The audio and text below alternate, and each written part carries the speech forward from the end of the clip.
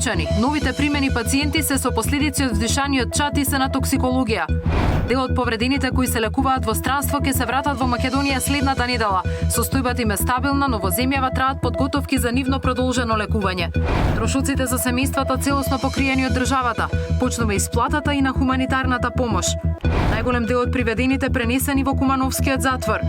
Приведени сопственици на кафулиња во центарот на Скопје кои правеле журки за време на денови на жалост. Општините почнаа со контроли на згради, училишта, градинки, имали соодветна противпожарна заштита. Утре ден на жалост во Нови Сад по смртта на 16-тата жртва од трагедијата на железничката станица, над 300 приведени на протести во Турција. Какви се активности презема владата за проверка на лиценците, дозволите и целокупните услови во угостителските објекти, но и во сите други полиња кога станува збор за заштитата и од пожари и од елементарни непогоди, што е со одземените лиценци на градежните компании, дали дел од објектите на кои тие работеле треба да се проверат колку се безбедни. За ова и за многу други прашања во Дневникот со вице-премиерот и министар за транспорт и врски Александар Николовски. Останете со нас, почнуваме. Бројот на повредени од трагедијата во Кочани надмина 200. Нови 6 пациенти вчера се хоспитализирани и на токсикологија во Скопје, со што во македонските болници во моментов на лекување се 54 лица, а останатите се во странство. За состојбата на повредените извештај на Александар Динев. Уште 6 млади лица кои во саботата биле во клубот во Кочани, вчера се хоспитализирани на токсикологија. Неколку дена по трагедијата почувствувале отежнато дишење и болки во градите од вдишаниот чад. Министерот за здравство информираше дека нивната состојба е стабилна, но викендот ќе останат под лекарски надзор на клиниката и ќе им бидат направени сите потребни испитувања. Со последните приеми, бројката на повредени во големата трагедија надмина 200, а 59 починаа. Во моментот во македонските болници хоспитализирани се 54 пациенти, најмногу 27 се на клинички, 11 во ГОП 8 септември, 10 во Стара Градска и 6 во приватни болници. Сите во стабилна, добра состојба. Наредната недела веќе планираме нови исписи на пациентите од понеделник, вторник. Генерално се изгореници, некаде имаме и скршеници кои што можеби ќе треба, некои ќе стојат подолгу, кои што треба да се оперираат. Изгореници на слузокожа, на дишни пастиста, токсичност. Нели вчера, не знам дали ви кажав, има 6 нови пациенти кои што не беа пријавени, а се пријавени вчера во клиниката за токсикологија и ги следиме таму кај што треба и ги лекуваме како што. Вчера на домашно лекување од скопските болници и клиники беа пуштени 10 пациенти, а Таравари најави дека во понеделник дома ќе заминат уште најмалку 5 повредени, но и понатаму ќе се следат. Александар Динев, Сител телевизија. 6 од повредените кои се лекуваат во странство се уште се во критична состојба. На дел од останатите здравствената состојба им се подобрува, па од следната недела дел од пациентите ќе бидат вратени во Македонија. Здравствениот систем се подготвува да пружи подолготрајно лекување и рехабилитација на овие лица. За сите оние кои се лекуваат во странство, покриени се сите трошоци на лекувањето, патот, престојот, дневните трошоци за престој, а од вчера се исплаќа и хуманитарната помош. Од идната недела ќе почне враќањето на првите пациенти настрадани од пожарот во Кочани и испратени на лекување во странство, најавуваат од владата. Во моментов во болници надвор од Македонија се наоѓаат 115 пациенти, од нив 6 се уште се критични, 2 што се на лекување во Љубљана и 4 во Белград. Добрата вест е пак што 5 од повредените од понеделник се враќаат дома, и тоа по 2 пациенти од Шпанија и Австрија и 1 од Шведска. Враќањето ќе се одвива по посебни протоколи, а се размислува и за странска медицинска помош за продолженото лекување дома. Прво ќе ги примиме во болниците, па потоа ќе ги пуштиме дома. По информациите што ги добиваме од овие болници што се надвор од Македонија, тие дури можат да се вратат со комерцијални летови. Меѓутоа, за сега планираме од каде што се отидени пациентите да се прифатат таму и нормално не мора да стојат од Карил, се испратени најголем број на пациенти. И невозможно е 77 пациенти да ги вратиме све во Карил, бидејќи треба да тече и другата работа. Имаме и други пациенти кои што се третираат. Веднаш докторите од Карил ќе триажираат и ќе кажат кај треба да стојат тие пациенти. Доколку ни треба рехабилитација, најверојатно ќе ни треба подолготрајна за некои пациенти, размислуваме и опција за некои од болниците во внатрешноста или некој центар кој што не е искористен, за да направиме екипи кои што ќе третираат подолгорочно. Се што е во моја сила и моќ, ќе направам за на нив да им се помогне и понатаму во делот на рехабилитацијата. Веќе имам остварено контакт со неколку мои колеги на држави кои што се подготвени да ни помогнат во овој процес.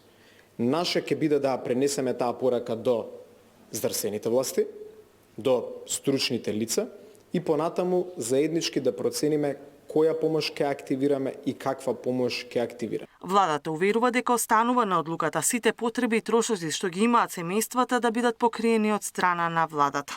Донациите се само плюс помош за настраданите, велат оттаму. До сега 188 лица се згрижени и сместени. Свесни сме дека оваа трагедија носи неочекувани финансиски тешкоти. Затоа, како институции, вклучени во овој процес, донесовме одлука за секој настрадан да му биде исплатена сума од 150.000 денари како итна финансиска помош. Напред, ние го резервираме хотелот, ние ги купуваме авионските карти, ги информираме дека за еден мобилен телефон ќе се покријат целокупните сметки во делот на роамингот и сите трошоци што ќе ги акумулираат. Граѓаните добиваат per diem, односно условно кажано дневница, средства што им е потребно секојдневно за некои тековни трошоци што настануваат. Не е лошо што граѓаните помагаат, но истовремено граѓаните треба да знаат дека државата мисли на секој поединечен трошок што може да настане во оваа хипотетичка ситуација.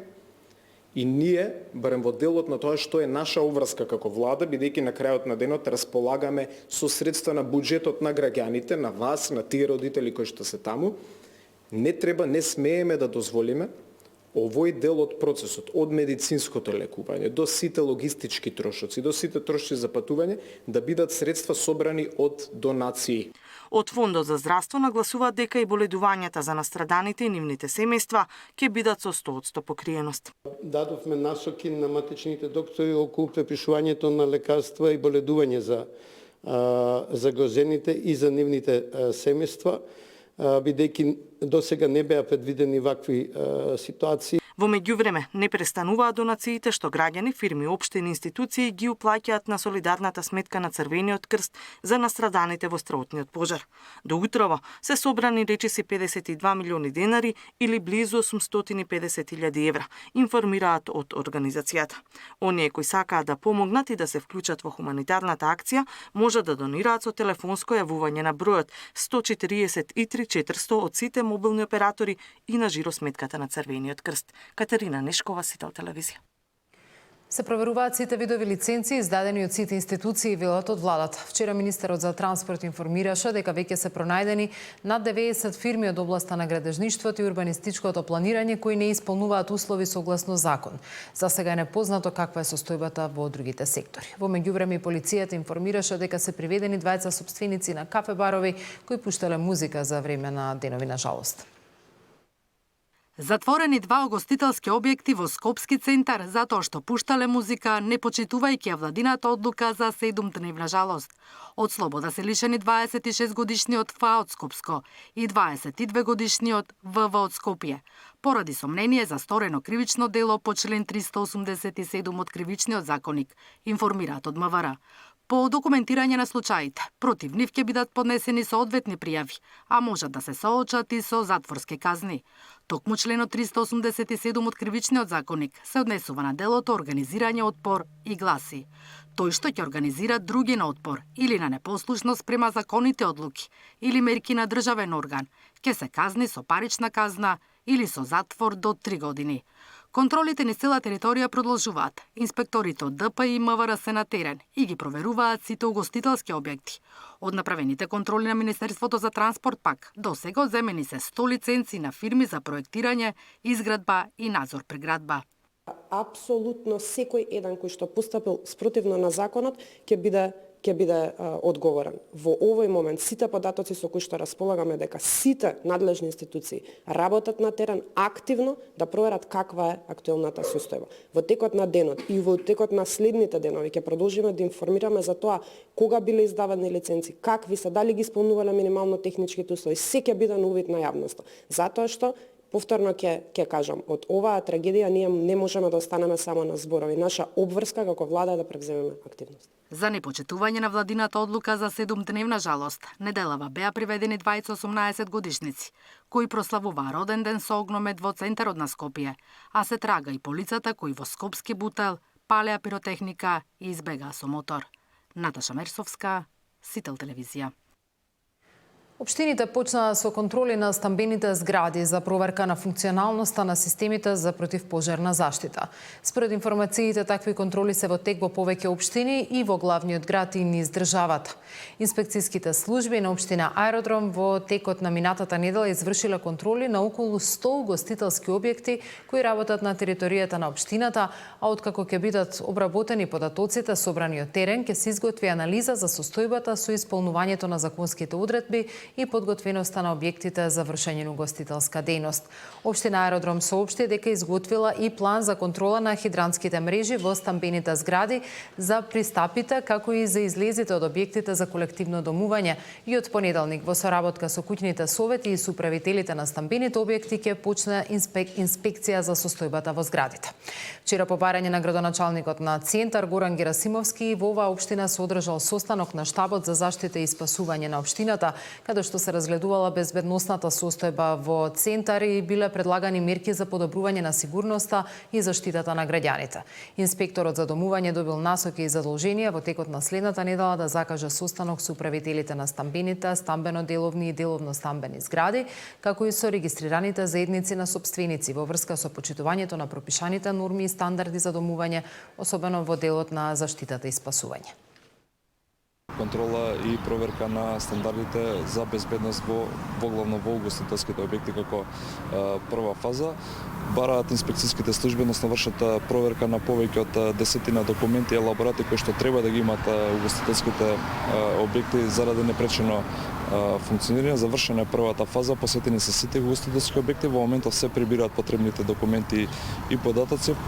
После што ќе следи анализа на прибраните документи и соодветно на анализата и добиените податоци од угостителските објекти ќе преземаме соодветни чекори во насока на превенција од несакани последици. Паралелно на тоа издадов и заложение на основните училишта и детските градинки во рамки на општина Аеродром да извршат проверка на елаборатите за противпожарна заштита, на плановите за евакуација. Морам да истакнам дека сите училишта и детски градинки имаат елаборати за противпожарна заштита и изготвено планови за евакуација. Веќе од понеделник продолжуваме по стамбените згради, односно во соработка со стамбените управители и куќните совети на стамбените згради, проверка на исполнителноста на минималните стандарди од аспект на противпожарна заштита, односно дали хидрантите се во функција, дали постојат противпожарни црева, дали излезите за евакуација и противпожарните скали се ослободени. Од понеделникот па навака се изречени отприлика 20-22-3 глоби. Значи тука спаѓаат кафичи со летни тераси, непоседување на одобрение за урбана опрема. Тука спаѓаат градилиштата, каде што имаат оставено градежни шутеви на самата улица на јавната површина. Тука спаѓаат возилата со валкани тркала што излагаат од возилата, бидејќи не се спроведува чистење и перење на улиците. Контактирана е дирекцијата за заштита и спасување и мислам дека се е во ред, дека сме на територија на општина Центар проверени во однос на противпожарни уреди и на хидрантски мрежи и инсталација. Во тема на денот, како што најавив, разговарам со вице-премиерот и министер за транспорт Александар Николовски. Добро вечер, Александар, благодарам што сте овде. Гледаме една засилена акција на владата за проверка на сите лиценци, дозволи, документација, но и услови во рамки на различни објекти, угостителски, стамбени и така натаму. За жал, овие активности не можат ништо да променат во однос на трагедијата која ја доживеавме, меѓутоа може да превенираат идни трагедии. Што се прави во моментов? Добро вечер, благодарам на поканата и уште еднаш сочувство на семејствата кои што загубија блиски и во Кочани, но и во Скопје, во Виница, во Штип, во Чешиново, во Блешево, на Струмица. Наистина ми е жал за сите и посакувам ова никогаш да не се повтори. Како што кажавте, владата презема една мерка, препорача и на општините тоа да го направат на контрола на сите издадени лиценци, овластувања и се она што значи пренесување на надлежности од страна на државата на приватни субјекти. Во суштина, тоа е идејата на овие лиценци и овластувања, да одредени работи кои што државата не може да ги врши приватниот сектор во име на државата и на тој начин да се развива бизнисот. Идејата е добра, е благородна, ја прават сите најразвиени европски држави, но проблемот настанува кога не се почитуваат прописите и правилата и имаме една сериозна акција на проверка. Се работи во сите сектори и сите сектори ќе почнат да излегуваат со бројки, со резултати како би презентирале пред јавноста каква е состојбата. Увидуваме дека има и доста законски недоследности. Не велам дека законите се секаде лоши. Во најголем дел мислам дека законите се добри и намерата е добра, но за жал нашиот менталитет е таков каков што е, има бројни злоупотреби. Во одредени ситуации, веројатно, сакајќи законодавецот да ги поедностави процедурите, тоа поедноставување на процедури наидува на големи злоупотреби од страна на приватните субјекти кои што се крајни корисници на овие овластувања или на овие лиценци. Како во случајот со давањето исказ пред нотар, во случајот со ПУЛС, дека ги исполнувате сите услови и тоа е доволен документ, доволен доказ дека... Тоа е така во Законот за гостителска дејност, каде што практично е оставено на совеста на некој што поднесува и е оставено на службениците во рамки на Министерството за економија да ги проверуваат тие потребни документи кои што треба да ги има еден објект, за во случај да се нарекува кабаре, и на крај за жал имавме резултат каков што имавме, така што покрај проверка на лиценците, на овластувањата, секако дека се потребни законски измени кои што на поинаков начин ќе моделираат целата материја, ќе воведат поинакви правила на игра и ќе ги зајакнат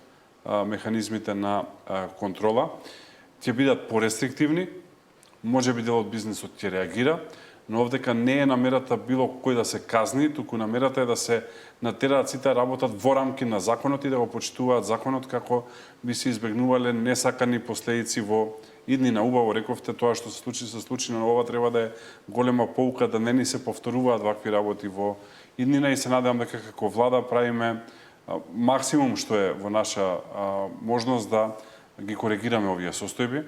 Ова е наследена ситуација од изминатите 30 години, не оди лесно, но она што го гледаме мотив кај сите да се менува и мислам дека треба да го направиме тоа час поскоро. Во вашиот дел, во вашиот ресор, вчера дадовте една информација, 1100 лиценци, практично 1100 правни лица или фирми имаат одредени пренесени овластувања, односно имаат лиценци добиено во делот на градежниот сектор и во делот на урбанистичкото планирање. Од тие 1100, рековте вчера, 97 фирми не ги исполнуваат условите, односно лиценците ќе бидат одземени. Дали е извршена проверка на сите 1100 и дали оваа бројка од 97 е конечна? Денес имам нови бројки, имајќи предвид дека вработените во Министерството за транспорт работат и денес и утре, и би сакал да се заблагодарам на активноста која што ја прават. Доколку строго ги гледаме законите, на рап на закон е дали ние имаме право ова да го правиме или нешто, по мене е грешка, но ние донесовме одлука да ја направиме ова контрола и пред да одам со бројки да најавам дека по итна постапка ќе пуштиме законски измени со кои што овие контроли ќе станат облигаторни, мандаторни на секои 6 месеци да мора да се прават, а исто така и второстепеноста и третостепеноста во рамки на одлучувањето нема да влијае на постапките за одземање на лиценци или да поедноставам во сегашниот правен систем, доколку на некого му се одземе лиценцата, тој има право да се жали до второстепениот државен орган, после тоа до управен и до виш управен суд, и одземањето важи само кога ќе заврши цела оваа постапка, што во нашиот спор систем може да значи и години. Мојот предлог на измени на закон ќе биде да жалбата не го одлага извршувањето, има бројни такви примери, односно да лиценцата веднаш се одземе, а после тоа да имаат право да се жалат, па доколку повисок орган одлучи поинаку или ние не сме согледале фактите соодветно да се врати, но не очекувам дека тоа ќе е на повеќе од 5 до 10% затоа што се јасни. Иначе имам нови бројки. Вкупниот број на издадени лиценци во делот на градба, проектирање, надзор, изработка на детални урбанистички планови е некаде над 3000. Скоро сите се прегледани, до денес прегледавме 2810 лиценци и бројката на одземени веќе оди на 427. Значи, до овој момент имаме одлука за одземање на 427 лиценци, кои што се однесуваат дали во делот на градба, дали во делот на надзор, дали во делот на проектирање, дали во делот на изработка на детални урбанистички планови. Неголема е бројката за изведувачи на градба од Б категорија, тоа е практично се што не е врвен државен објект. Значи и стамбени згради. И стамбени згради. Таму ќе се одземат 198 лиценци. И во понеделник таа работа ќе биде завршена, во вторник ќе ги имаме финалните бројки, кои што исто така ќе ги презентираме пред јавноста. Во вторник и по име ќе ги извадиме сите носители на лиценци на кои што ќе им бидат одземени лиценците. За истото ќе го информираме надлежното обвинителство и Министерството за внатрешни работи како тие би провериле од свој аспект, а ќе испратиме дописи до сите засегнати страни кои што работат со овие субјекти како би знаеле дека истите веќе немаат лиценци и на тој начин се надевам дека ќе направиме една превентива, за среќа досега не се случило ништо, но ќе направиме една превентива од таква работа да не се случи во иднина. Исто така правиме контрола и во делот на патниот сектор, таму е превоз на патници или автобуси, комбини и така натака, и исто така превоз на стоки и меѓународно и внатрешно во делот на камиони. Таму во моментов се прават испитувањата и до вторник ќе имаме финалните бројки и таму, така што вторник ќе можеме да ги презентираме сите. Бројката во делот на градежништвото горе-долу ќе е околу 430. Ќе видиме како ќе е за патен сектор, ќе ги објавиме и ќе одиме со законски измени со кои што ова ќе стане пракса, а не добра волја на министерот или на вработените во рамки на министерството. И се надам дека ова ќе е пример кој што ќе следат сите останати институции. Да честитам на општините, гледам дека веќе од вчера почнаа како би ставиле ред во функционирањето. Клучниот проблем е, мислам дека прашање на менталитет. Затоа што, например, за сите овие 427 кои што ние ги одземаме, во моментот кога поднесувале документи ги исполнувале сите услови. Но после тоа престануваат да ги исполнуваат условите. Тоа е едно изигрување на системот, тоа знаете како е, што вели народ, да се снајдам. Значи, во моментот на поднесување се прави напор да се исполнуваат условите и веќе од утредентот како ќе добие лиценцата не размислува дека тоа е трајна обврска, дека не е обврска затоа што на некого во случајот Министерството за транспорт му текнало дека треба тие услови да ги исполнува, туку тоа е обврска, тоа е однос кон државата. На крајот на денот тоа е однос кон себе, затоа што ако се направи нешто лошо, на крај ќе настрада и таа компанија која што ја има лиценцата и веќе престануваат да ги почитуваат тие правила. И затоа, доколку има контрола на 6 месеци, мислам дека ќе воведиме ред. Сите ќе знаат дека на секој 6 месеци ќе бидат проверувани и нормално ќе мора да се стават во ред. И повторувам, наша цел не е да казнуваме, туку наша цел е да се почитуваат законите, да се почитуваат прописите и оние кои што поднесуваат барање за лиценца, никој со сила не ги тера да го прават тоа, да мора да се вклопат во рамки на правилата, прописите и нормите во оваа држава. Може ли да појасниме што е тоа што го исполнуваат на денот на поднесувањето, барање и добивање на лиценца, а сега не го исполнуваат? Дали е тоа во делот на бројот на вработени, затоа што законот предвидува одреден број на вработени со собствени лиценци во делот на стручноста, искуството и така натаму, или се работи за нешто друго, затоа што искрено малку застрашувачки звучи дека над 400 фирми од градежниот сектор практично работат нешто на диво или на црно? Во делот на овие компании најчесто, но не секогаш, е број на вработени. Има и други услови кои што треба да ги исполнуваат, дали се тоа одреден тип на машини, одреден вид на камиони, например, или багери, или нешто друго кое што треба да го има, но најчесто е број на вработени и број на стручни вработени, што е многу битно, особено во делот на проектирање и во делот на надзор. тие се тие кои што внимаваат како градежните компании ги изведуваат објектите на кои што работат. И тука имаме еден застрашувачки податок, например, забележавме во овие 427 дека исто лице се врти на 5-6 места.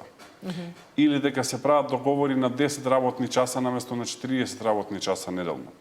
Или дека се направил договор кој што важел на денот на поднесување на барање за лиценца и на денот на добивање на лиценцата, а после гледате првиот следен први се прекинува тој договор со одветното лице и тоа значи изигрување на системот.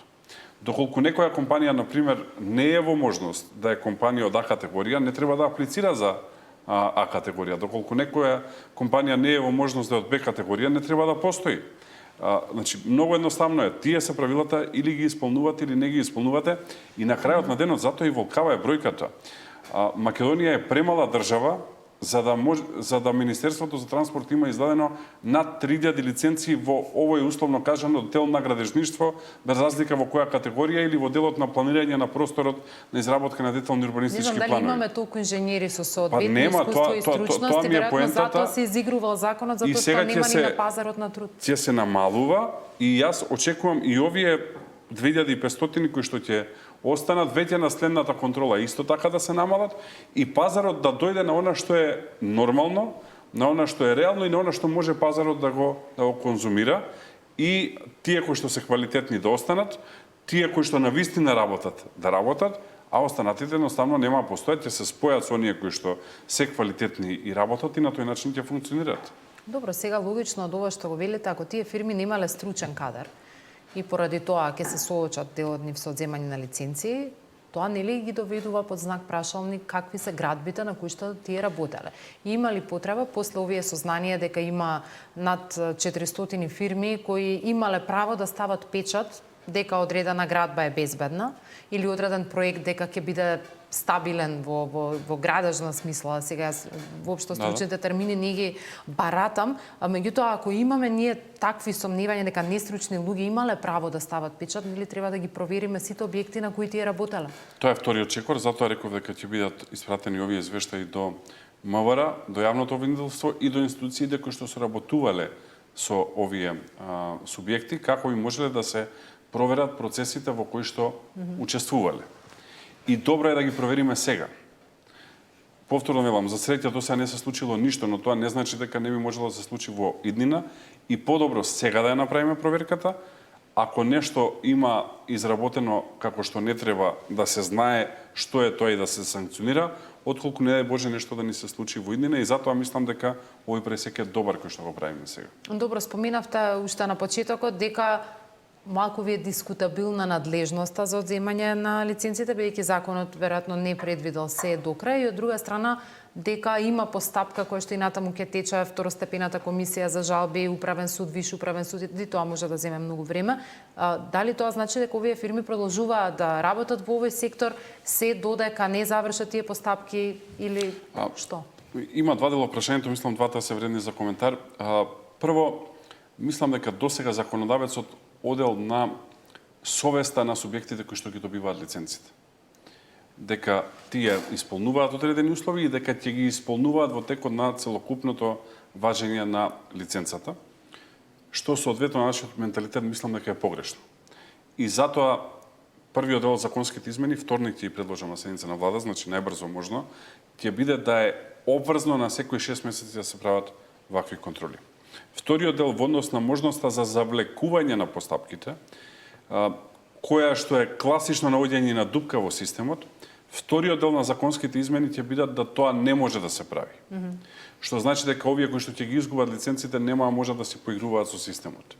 Нека ги исполнат условите, нека се организираат добро, секако дека ќе добијат лиценца, но веднаш не, и она што е многу значајно, во рок од 1 година нема да смеат повторно да аплицира, за не ни се случи да се доведеме во ситуација повторно да се изигрува системот, некој што изгубил лиценца да се организира, да добие лиценца и ние сега да се бркаме на секои 6 месеци дали во меѓувреме го изигрува законот или не го изигрува законот, така што оние кои што ќе изгубат лиценцата на најмалце 1 година нема да можат да повторно аплицираат. Доколку за било кој од нив Министерството за внатрешни или јавното обвинителство утврди дека имале и кривични дела во рамки на своето работење, тогаш веќе други органи настапуваат и тогаш веќе има и кривична одговорност во нивното работење, но тоа е надлежност веќе на МВР и на јавното обвинителство, нашата надлежност е до тука. Да.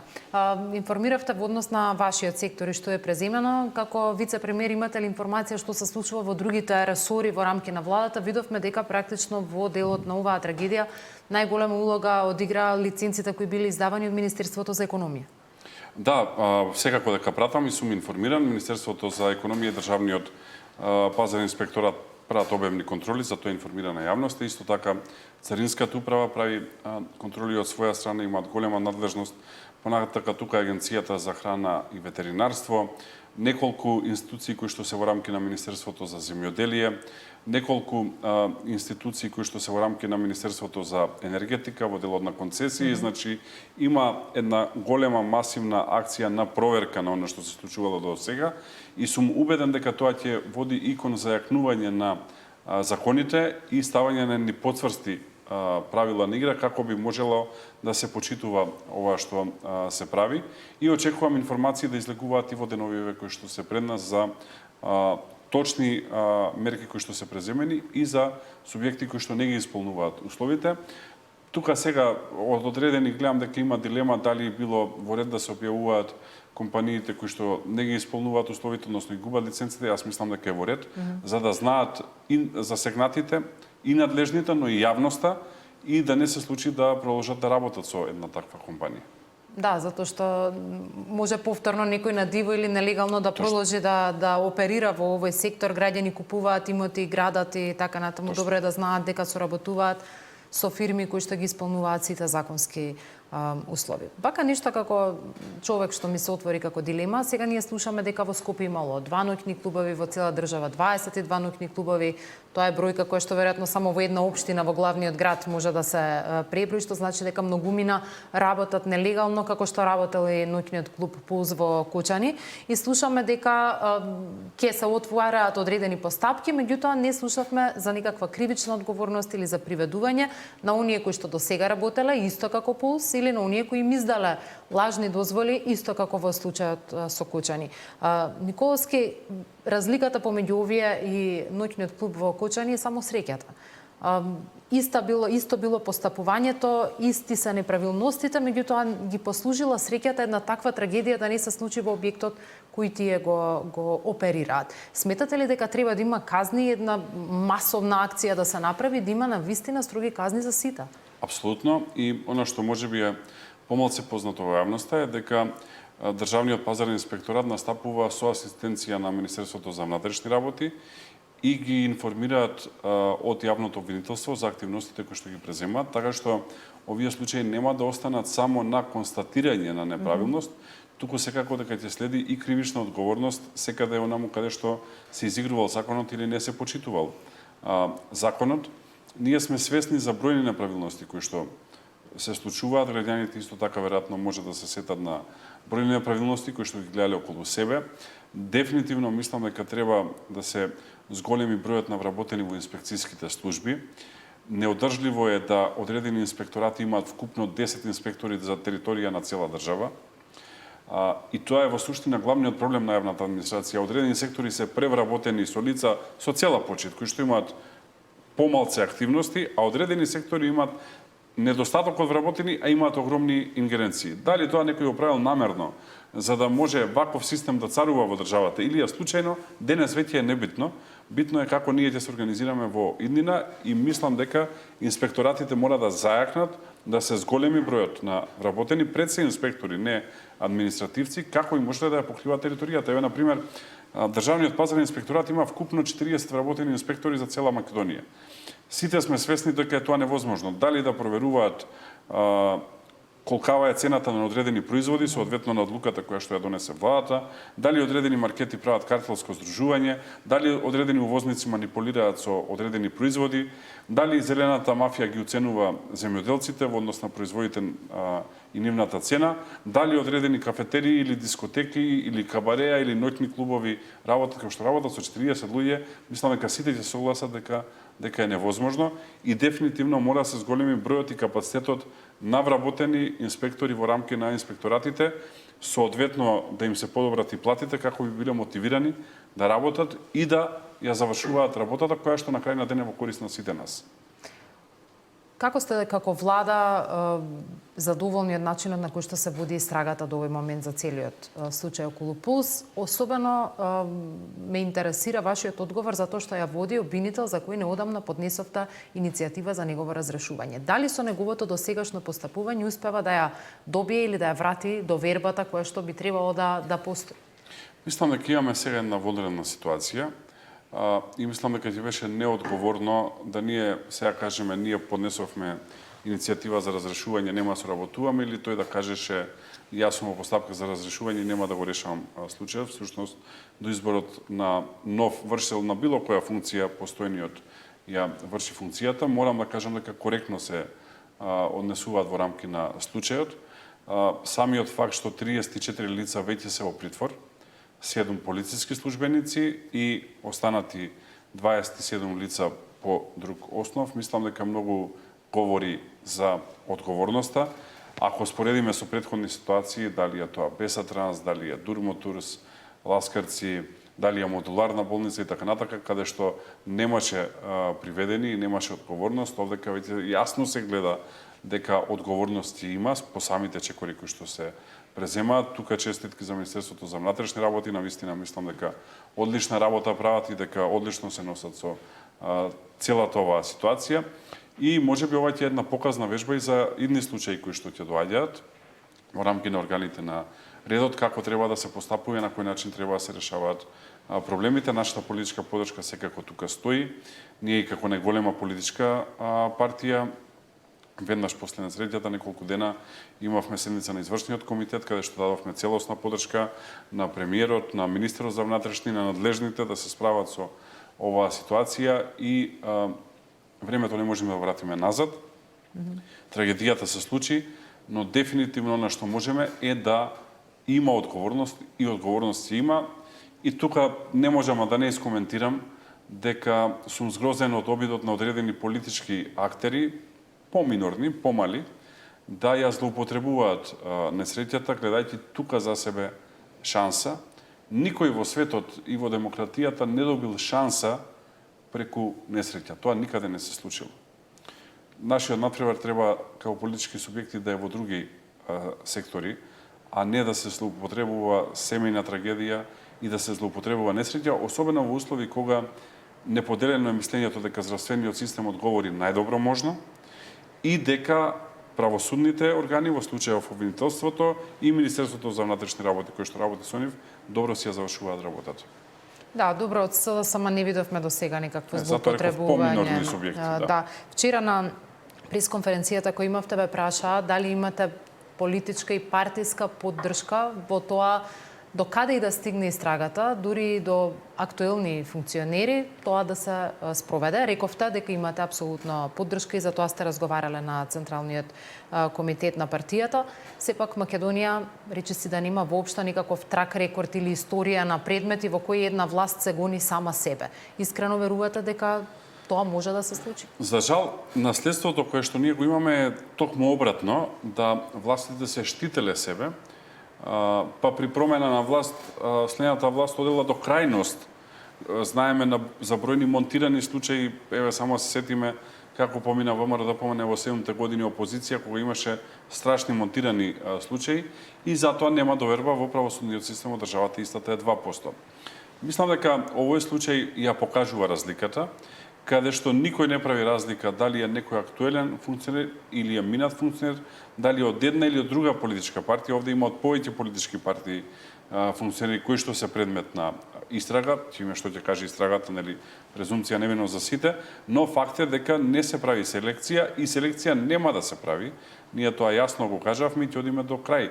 Самото тоа што има 7 приведени лица од Министерството за внатрешни работи, кое што со обвинителството заедно ја води истрагата, мислам дека доволно кажува за пристапот, затоа што ако некој се штител, прво ќе се заштителе оние кои што ја водат истрагата, доколку на тој начин се пристапувало кон работата, но мислам дека е тоа јасен сигнал на каде оди оваа истрага и се надам дека оваа истрага ќе даде бројни одговори кои што јавноста ги очекува, како се случи таа несреќа, кои се виновниците и за мене најбитното, како да не се повтори. Александар Николовски во тема на денот, благодарам за овој разговор. Благодарам на поканата. Во Кочани попладне во Собир на граѓани по големата трагедија. Тамара Дичовска известува од таму. Тамара, кои се информациите? Да, денеска во Кочани се одржа мирен собир на граѓаните утука да изразат почит за прерано скаснатите животи во пожарот во дискотеката во неделата, но и да бараат правда и одговорност за смртта на 59 лица. Како што кажав, протестот беше мирен. Ова е почеток, како што најавија кочанчани, од низата протести кои што ќе следат и наредните денови, зашто побрзо да бидат казнети виновниците, они кои што придонеле да изгоре целата дискотека и да загинат 59 лица. Веќе од утре во 13 часот е најавен протестен марш тука на кочанчани по кочанските улици, кој што ќе продолжи во текот на наредните денови, но не само во Кочани, јавни собири, протести и маршови се најавуваат и во другите градови. За во понеделникот иницијативата Кој следен ќе организираат протестен марш, барајки одговорност, но и системски промени. За протестот во Скопје закажан во понеделник од иницијативата Кој следен ги испратија нивните барања, меѓу кои и расветлување на целата документација за случајот поврзан со пожарот кој што беше во дискотеката Пулс. Исто така, секој што ќе да сносат дисциплинска, кривична и политичка одговорност, секоја институција која што била вмешана во овој случај со отворањето на дискотеката се до нејзиното горење, како и соодветна одговорност за случајот со пожарот во модуларната болница, случајот онкологија, сообраќајката и несреќата на Беса Транс, како и несреќата со Турмотурс. Ова околу барањата за протестот во Скопје во понеделник за системски промени, инаку околу истрагата првата фаза е веќе заокружена со 34 осомничени лица кои што обвинителството смета дека се инволвирани за пожарот кој изгоре дискотеката, а беа закупени 59 животи. Од овие 34 осомничени, 31 лице веќе во 30-дневен притвор, додека тројца се уште на лекување. Меѓу осомничените и оние кои што се во притвор се и сопственикот на дискотеката, поранишните тројца градоначалници на Кочани од 2009 година па се досега, директори на Државниот пазарен инспекторат, обезбедувањето на дискотеката, оној кој ги продавал картите, како и член на групата ДНК. Сите се товарат за тешки дела против општата сигурност, кај што казната затвор од минимум 3 години до максимум 20 години. Влада веќе го имавме ставот дека ниту едно демократско право на изразување на мирни, би кажала, собири, не можеме ниту сме во насока на тоа да го стопираме. Но исто така, повторувам дека повикуваме на разум, повикуваме на доверба во институциите дека ревносно се справуваме со сите состојби и ќе продолжиме да се спротивставуваме. Да, тоа беше изјавата на портпаролката на владата, кој што најавија дека е нормално граѓаните да го изразуваат својот револт на улиците по големата трагедија што се случи, но дека тие како влада преземаат се што можат да го расветат случајот и што побрзо да бидат казнети виновниците. Тамара Дичовска од Кочани, благодарам, Тамара. Премиерот Мицкоски денеска посети сопругата и семејството на Иле Гоцевски, возач на брзата помош кој трагично почина по помошта која пружи на повредените во трагедијата што се случи во дискотеката Пулс. Мицкоски изрази почит и благодарност за храброста и пожртвуваноста на Иле, кој цела ноќ се посветил на помагање на повредените, оставајќи траен пример за хуманост. Во својот Facebook статус премиерот нагласи дека во време на национална тага, храброста и човечноста на луѓето како Иле Гоцевски служат како инспирација и подсетник дека вистинските херои не носат оклопи, туку имаат срце исполнето со љубов и пожртвуваност. Иле замина тивко, но зад себе остави пример кој нема да го заборавиме. Мојата почит и поклон за него, почит и до сите што несебично им служат на граѓаните. Вечна ти слава, Иле, напиша Мицкоски.